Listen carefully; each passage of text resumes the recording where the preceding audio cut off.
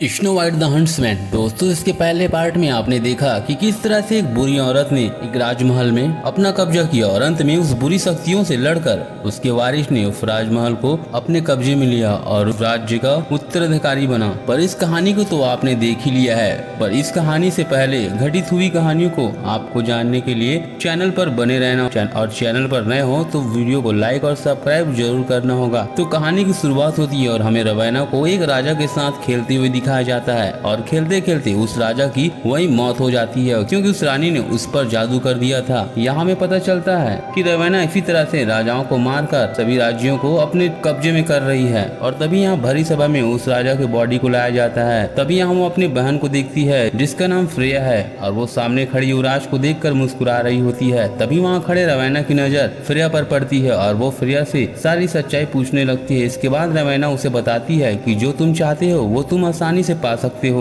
वो बताती है कि उनके वंश में जितने भी महिलाएं हैं उनके अंदर अलग अलग तरह की शक्तियां मौजूद हैं, इसलिए वो ये सब छोड़कर अपनी शक्तियों का प्रयोग करे। पर यहाँ फ्रेया उसे मना कर देती है। वो कहती है कि वो अपने शक्तियों का गलत प्रयोग नहीं करना चाहती और यहाँ हमें पता चलता है कि फ्रेया पेट से है। इसके बाद रवैना फ्रेया को उसके खिलाफ भड़काने लगती है। पर यहाँ फ्रेया की कुछ हफ्ते बाद बच्चा हो जाता है। इस दौरान युवराज उसे एक लेटर भेजता है जिसमें लिखा होता है कि आज वो बगीचे में उससे शादी करेगा और अपने बच्चों को लेकर कहीं दूर अपने नए जीवन की शुरुआत करेगा। पर फ्रेया जब बगीचे में आती है तो वो महल की ओर देखती है जहाँ से धुआं निकल रही होती है और वो घबराकर महल की ओर भागने लगती है। जब वो अपने बच्चे के पास पहुँचती है तब वो देखती है कि बिस्तर में धुआं निकल रहा है। यहाँ पर युवराज आकर फ्रेया से कहता है, फ्रेया मुझे माफ कर दो, मेरे पास और कोई दूसरा रास्ता नहीं था। पर यहाँ फ्रेया की सब्र का बांध टूट गया होता है क्योंकि उसने अपने बच्चे को खोया है और इस गुस्से में आकर वो जोर से दहाड़ने लगती है और इस दौरान उसे अपनी शक्ति का भी एहसास हो चुका था और देखते ही देखते सामने वाला बर्फ के टुकड़ों में बिखर जाता है। इसके बाद दुख और दर्द से बेहाल फ्रेया फैसला करती है कि वो उत्तर की ओर अपना खुद का राज्य स्थापित करे जहाँ लोग उसके नाम से डरने लगेंगे और वो अपनी बहन को छोड़कर चली जाती है। वो सोचती है कि वो एक बच्चा न पा सकी तो वो पूरे बच्चों की फौज तैयार करेगी। इसके बाद हमें एक कबीले को दिखाया जाता है जहाँ रानी के आदमी वहाँ बच्चों को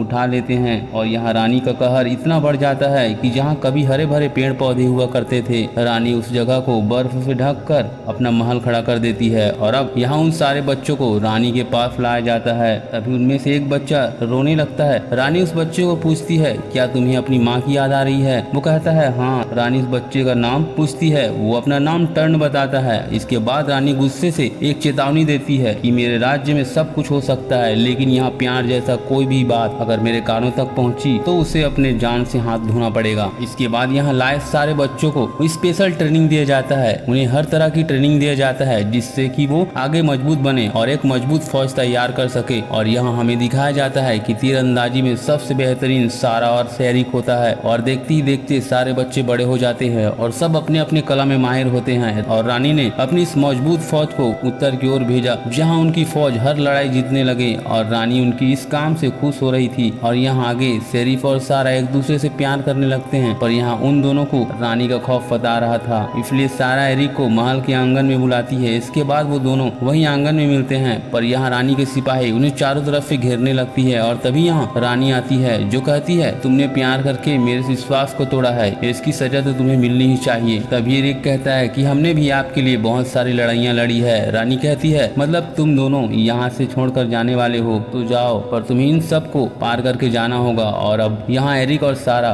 और सिपाहियों के बीच जबरदस्त लड़ाई शुरू हो जाती है और वो दोनों उन सिपाहियों को ढेर कर देते हैं और इसके बाद वो दोनों पास आने लगते हैं। पर इससे पहले रानी उनके सामने एक बर्फ की दीवार खड़ा कर देती है। तभी एरिक देखता है कि टन सारा को मार देता है और इसलिए एरिक उस दीवार को तोड़ने की बहुत कोशिश करता है पर वो नाकामयाब रहता है। और इसी दौरान एरिक पर कोई पीछे से वार कर देता है जिससे एरिक बेहोश हो जाता है। इसके बाद उसे नदी में फेंक दिया जाता है और इसके बाद काफी दिन बीत जाते हैं और यहाँ रानी का राज्य बढ़ने लगा। पर यहाँ दूसरी ओर रवैना एक जगह से हार जाती है जहाँ स्नो वाइट का राज्य चलता था। और अब कहानी में हमें 7 साल बाद का सीन दिखाया जाता है जहाँ स्नो वाइट की किंगडम को दिखाया जाता है जहाँ राज्य के सिपाही अपने साथ उस जादुई शीशे को लेकर जा रहे होते हैं और तभी जाते हुए गाड़ी का पहिया पत्थर से टकरा जाती है जिससे उस जादुई शीशे में ढकी कपड़े निकल जाती है और तभी उस शीशे से आवाज आने लगती है कि मारो मारो। और इस आवाज को सुनकर उनके घोड़े उछलने लगते हैं जिससे वो जादुई शीशा वहीं गिर जाता है। और इसके बाद सीन चेंज होता है और हमें हैरी को दिखाया जाता है जो जंगल में एक हिरन को दौड़ा रहा होता है। दरअसल वो किसी हिरन को नहीं दौड़ा रहा होता है, बल्कि स्नो व्हाइट के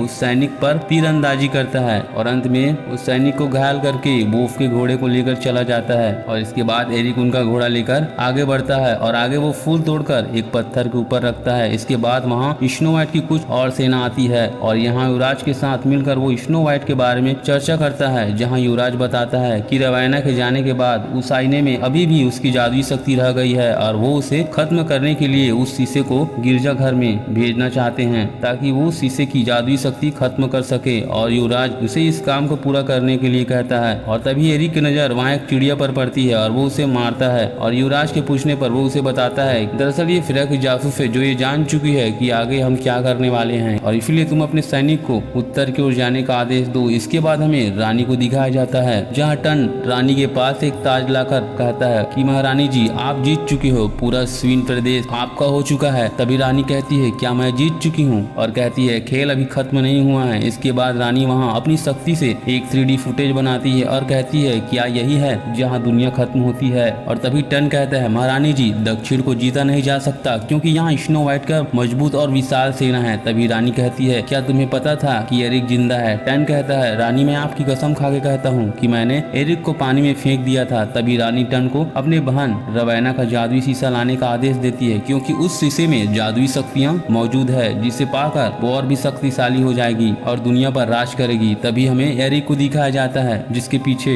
नियोन और ग्रे होता है जो उत्तर की ओर बढ़ते हुए उसी जगह पर पहुंच जाते हैं जहां वो हादसा हुआ था और यहाँ सारे सैनिक मरे पड़े होते हैं। मतलब ये सैनिक उस जादुई शीशे की आवाज सुनकर एक दूसरे को ही मारने लगे थे और अंत में सारे सैनिक मारे गए थे। और तभी यहाँ एरिक को खोजते खोजते एक सैनिक के पीठ पर एक अजीब तरह की खंजर मिलता है जो किसी दूसरे मुल्क का होता है। और अब एरिक अंदाजा लगाता है कि जिस किसी का ये खंजर होगा शीशा उसी के पास होगा। इसके बाद रात हो जाती है और वो तीनों खाना खाने एक रेस्टोरेंट में जाते हैं जहाँ एरिक वहाँ होटल में काम करने वाले वर्कर से कुछ पूछने लगता है और उसे बदले में पैसा देता है और वो वर्कर उसे कुछ बातें बताता है। और इसके बाद जब वो वहाँ खाना खा रहे होते हैं तभी वहाँ कुछ शिकारियों की एंट्री होती है और इसके बाद वहाँ एरिक और उन सिपाहियों की भी फाइटिंग शुरू हो जाती है जहाँ वो शिकारी एरिक पर भारी पड़ रहे होते हैं। तभी यहाँ सारा की एंट्री होती है और वो इन सारे लोगों को एक ही झटके में खत्म कर देती है। यहाँ एरिक सारा को देखकर हैरान हो जाता है, तभी वो एरिक को बेहोश कर देती है। इसके बाद जब एरिक को होश आता है तो वो हैरान हो जाता है और वो दोनों एक दूसरे को ब्लेम करने लगते हैं। सारा कहती है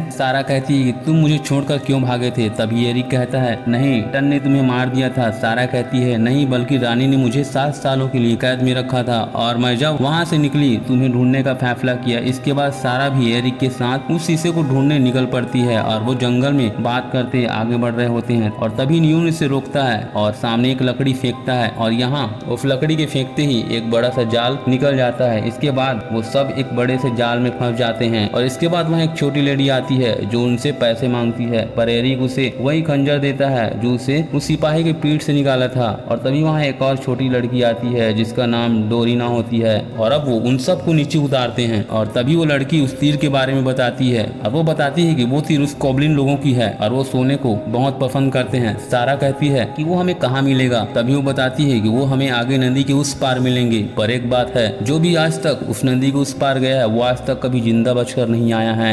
और इसके बाद वो कॉब्लिन तक पहुंचने के लिए नदी के रास्ते निकल पड़ते हैं और आखिरकार वो कॉब्लिन के इलाके में पहुंच जाते हैं जहां अजीब अजीब तरह के डरावनी चीजें होते हैं और आखिरकार वो उस जादुई शीशे तक पहुंच जाते हैं। और तभी वहां कॉब्लिन आ जाता है और उनके डर को सूंघने लगती है और तभी वो छोटी लड़की डर जाती है और इसके बाद उन लोगों के साथ कॉब्लिन की लड़ाई शुरू हो जाती है जो कि एकदम जबरदस्त होती है। इधर वो चारों उस शीशे को लेकर भागने लगते हैं। तभी एरिक और सारा मिलकर कॉब्लिन को मार देते हैं और इसके बाद वहाँ बहुत से कॉब्लिन का उन पर हमला हो जाता है और वो दोनों वहाँ से भागने लगते हैं। तभी भागते हुए सारा का पैर फंस जाता है और एरिक उसे बचाकर भागने को कहता है और वो भागकर पुल के उस पार चली जाती है। पर यहाँ एरिक उन कॉब्लिन के बीच फंस जाता है और कॉब्लिन एरिक को पूरी तरह से घेर लेते हैं और ये देखते हुए सारा उन पर जलते हुए तीर चलाती है जिससे पूरा कॉब्लिन जलने लगते हैं। और अब यहाँ सारा को लगता है कि एरिक भी उस हादसे में जलकर मर गया और वो रोने लगती है। पर यहाँ एरिक वापस आ जाता है जिससे सब लोग बहुत खुश होते हैं और आगे वो सब लोग जंगल में अपनी हंसी रात गुजारते हैं। और अगली सुबह वहाँ तेज हवाएं चलने लगती हैं जिससे जादुई कपड़े पर लगा शीशा फिर से हट जाता है और वो एरिक को अपनी ओर आकर्षित करने लगता है। तभी वहाँ साइना आ जाती है। तभी यहाँ कुछ देर बाद रानी आ जाती है और तभी रानी यहाँ एरिक से कहता है कि तुमने मेरा विश्वास को तोड़ा है, और तभी एरिक कहता है कि रानी मैंने आपका विश्वास नहीं तोड़ा है। और इसके बाद क्रैक और वो छोटी लड़की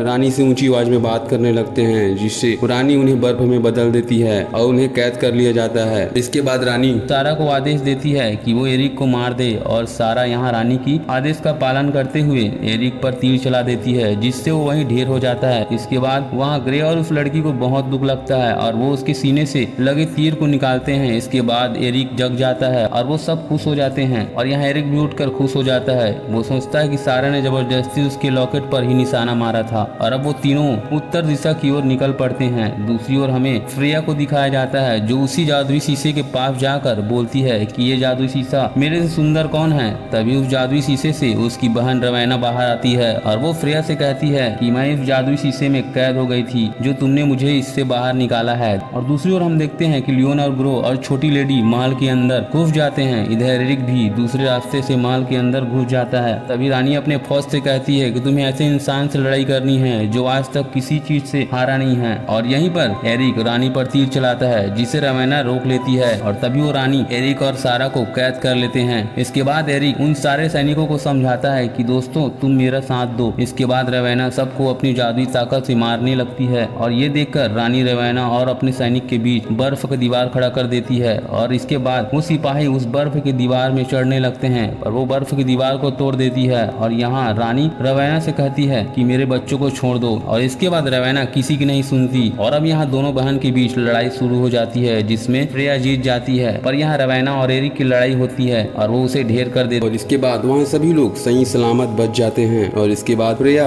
सारा और एरिक को अपनी नई जिंदगी की शुरुआत करने का आदेश देती है और इसी के साथ इस मूवी का द एंड हो जाता है। दोस्तों मेरे वीडियो को लाइक और सब्सक्राइब जरूर करें। मैं मिलता हूँ आपको अगले वीडियो में।